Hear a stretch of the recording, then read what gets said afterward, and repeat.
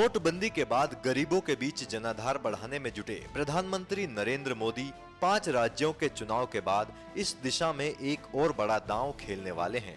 मोदी सरकार ने लंबी जद्दोजहद के बाद नेशनल हेल्थ पॉलिसी को अंतिम रूप दे दिया है और अगले कुछ दिनों में इसके पास होने की उम्मीद है। मौजूदा ड्राफ्ट में प्रधानमंत्री के निर्देश पर कुछ बदलाव किए गए हैं। सरकार का दावा है कि नई हेल्थ पॉलिसी गेम चेंजर साबित होगी और 2019 में बड़ा मुद्दा बनकर सरकार को फायदा पहुंचाएगी।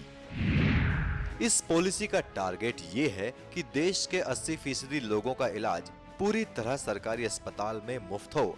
इसमें दवा, जांच और सभी तरह का इलाज शामिल है।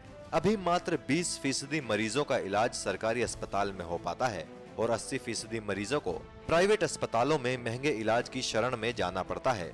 इस पॉलिसी में पब्लिक हेल्थ सिस्टम को किस तरह से दुरुस्त किया जाएगा, इस बारे में विस्तार से बताया गया है। हालांकि राज्यों के लिए इस नीति को मानना अनिवार्य नहीं होगा और सरकार की नई नीति एक मॉडल के रूप में उन्हें दे दी जाएगी।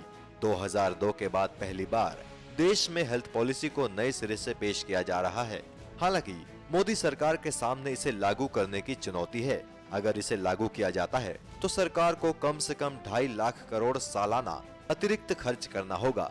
साथ ही हेल्थ बजट को भी काफी बढ़ाना होगा। एनएमएफ न्यूज की रिपोर्ट।